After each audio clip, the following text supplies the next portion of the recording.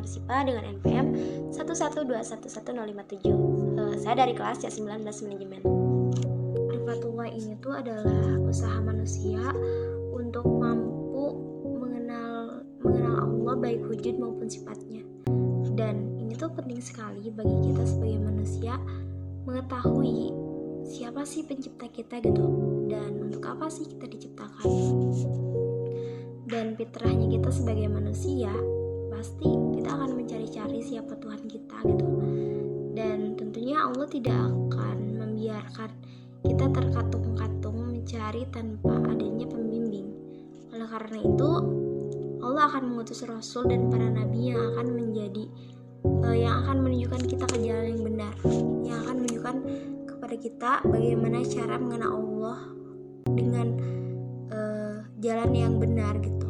Sebagian manusia yang berhasil mengetahui atau mengenali Tuhannya, tapi banyak juga di antara mereka atau di sebagian manusia yang tersesat gitu. Mereka berjalan dengan angan-angannya sendiri tanpa adanya pembimbing, sehingga membuat mereka tidak sampai kepada tujuan yang semula mereka tuju. Tapi yang perlu digarisbawahi dari ma'rifatullah ini tuh bukan berarti kita mengenali zatnya Allah, karena sangatlah tidak mungkin terjangkau kapasitas manusia yang sangat terbatas ini gitu. Yang dimaksudkan dari ma'rifatullah ini tuh adalah ilmu yang membuat seseorang melakukan apa yang menjadi kewajibannya dan konsekuensi atas pengenalannya.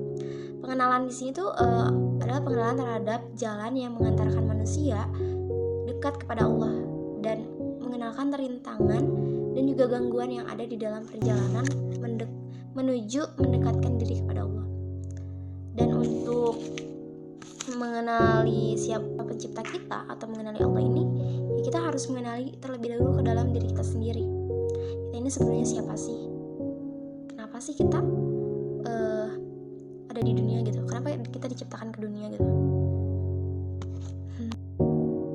Seseorang yang mengenal Tuhannya dengan baik, pasti dia itu akan tahu tujuan ia diciptakan ke dunia itu apa sih gitu kan. Dan tujuan hidup tuh buat apa gitu. Seseorang yang mengenal Tuhannya dengan baik, pasti dia itu akan tahu tujuan ia diciptakan ke dunia itu apa sih gitu kan. Dan tujuan hidup tuh buat apa gitu. Dan untuk mengenali Tuhannya, kita tuh disuruh untuk mengenali diri kita sendiri terlebih dahulu. Mulai dari siapa sih pencipta kita gitu, dan tujuan kita diciptakan ke bumi itu buat apa sih sebetulnya. Terus setelah itu tujuan kita hidup tuh sebenarnya ngejar apa sih gitu kan, dari apa. Nah, Allah itu sebenarnya udah ngasih jawabannya langsung di Al-Quran gitu, di Quran surat Az-Zariyat ayat 56 yang berbunyi wa ma khalaqtul jinna wal insa illa liya'budun, yang artinya aku tidak menciptakan jin dan manusia melainkan untuk beribadah kepadaku. Berarti udah jelas bahwa tujuan kita diciptakan itu ya untuk beribadah gitu. Beribadah itu buat apa sih? Meraih apa sih ibadah itu gitu kan? Itu buat meraih ridhonya Allah Subhanahu wa taala gitu kan. Nah, setelah dari situ kita tuh tahu, oh ternyata tujuan kita hidup itu ya tidak lain gitu kan, hanya untuk menggapai ridhonya Allah gitu. Dan Allah itu siapa? Ya Allah itu pencipta kita gitu kan.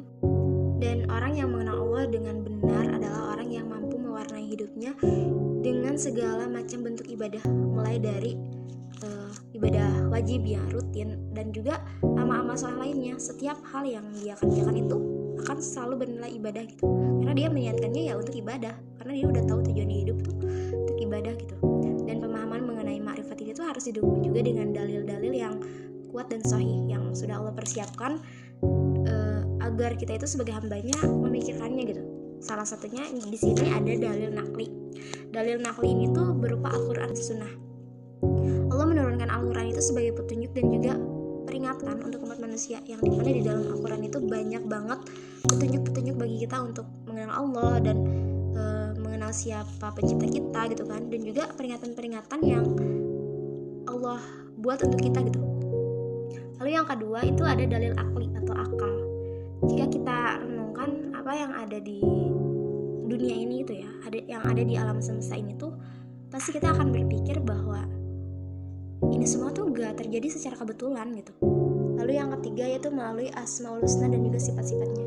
Kita bisa mengenali Allah lewat nama-nama yang sudah Allah beri tahu kepada kita gitu. Dan manusia yang beriman dan juga berakal lurus, mereka akan merasakan keberadaan Allah dan juga akan membenarkan keimanannya kepada Allah Subhanahu wa taala, yang mana disebut tasdikul mu'min ilallah. Sehingga rukun iman yang 6 perkara bukan hanya keimanan dalam lafaz semata gitu, tapi juga telah tertasdik atau dibenarkan di dalam hati dan juga pola tingkah kehidupan sehari-hari. Hal ini sesuai dengan firman Allah Subhanahu wa taala dalam surat ke-53 ayat 11 yang berbunyi, hatinya tidak mendustai apa yang telah dilihatnya. Ma'rifatullah merupakan jalan pembuka bagi kita agar tahu kenapa kita harus beribadah kepadanya gitu, dan mengapa jalannya atau din Islam yang harus kita ambil dalam menapaki kehidupan kita sehari-hari di alam yang fani. Pengenalan Allah Subhanahu wa taala yang benar akan menghasilkan peningkatan iman dan takwa, juga pribadi merdeka dan bebas, yang membebaskan kita dari penghambaan kepada makhluk menuju penghambaan kepada pencipta makhluk. Dengan mengenal Allah akan tumbuh ketenangan, keberkahan, dan kehidupan yang baik, serta di akhirat dibalas dengan surganya dan akan mendapat ridhonya dari Allah Subhanahu wa taala.